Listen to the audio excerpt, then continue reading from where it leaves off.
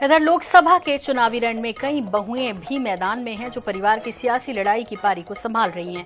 इनमें कुछ के सामने विरासत को बचाए रखने की चुनौती है तो कहीं पर चुनावी लड़ाई के साथ साथ पारिवारिक मनमुटाव से भी दो चार होना पड़ रहा है। एक रिपोर्ट।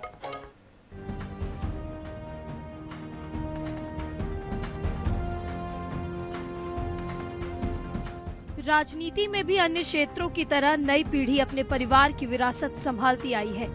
आमतौर पर विरासत का जिम्मा पुत्र को ही दिया जाता है, लेकिन इस चुनाव में कई बहुएं भी मैदान में हैं, जो अपने परिवार की सियासी विरासत संभाल रही हैं।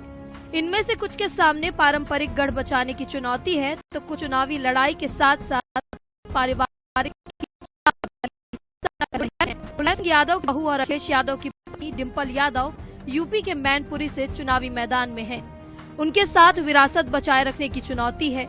मैनपुरी स्वर्गीय मुलायम सिंह यादव की कर्मभूमि रही है।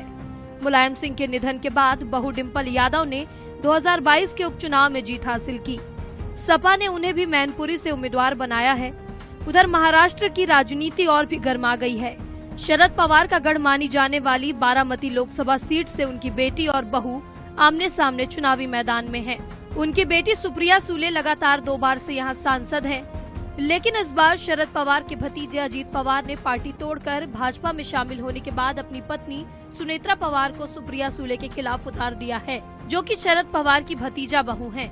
एनडीए में शामिल होने के कारण भाजपा और शिवसेना शिंदे गुट की सुनेत्रा का समर्थन कर रहा है। ऐसे में राजनीतिक संघर्ष के साथ साथ बारामती पारिवारिक संघर्ष का भी मैदान बन गया है। वहीं झारखंड की चुनावी लड़ाई में झारखंड मुक्ति मोर्चा के सामने चुनौतियां आसान नहीं है। पूर्व मुख्यमंत्री हेमंत सोरेन पहले से ही भ्रष्टाचार के आरोप के चलते जेल में हैं। इधर परिवार की आपसी कलह भी सत्ता पर आ गई है। आम चुनाव की घोषणा के तुरंत बाद झारखंड मुक्ति मोर्चा प्रमुख शिबू सोरेन की बड़ी बहू सीता सोरेन पार्टी छोड़कर भाजपा में शामिल हो गई थी। वो अब अपने ससुर शिबू सोरेन के परंपरागत सीट दुमका से उनकी ही पार्टी के प्रत्याशी को चुनौती दे रही हैं। ऐसे में दुमका का परिणाम उनके राजनीति की दिशा तय करेगा।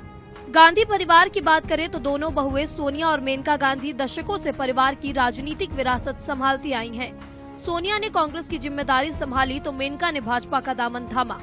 इस चुनाव में सोनिया मैदान में नहीं है, लेकिन मेनका गांधी अब भी सुल्तानपुर से चुनावी ताल ठोक रही हैं। पूर्व प्रधानमंत्री इंदिरा गांधी की बहू और संजय गांधी की पत्नी मेनका गांधी को अपने पहले चुनाव में राजीव गांधी के खिलाफ अमेठी से हार का सामना करना पड़ा था। इसके बाद अगला चुनाव उन्होंने पीलीभीत से लड़ा और इसे अपना राजनीतिक गढ़ बनाया। भाजपा ने इस बार उनका टिकट काटकर जितिन प्रसाद को प्रत्याशी बनाया है। Bureau report INS 24/7।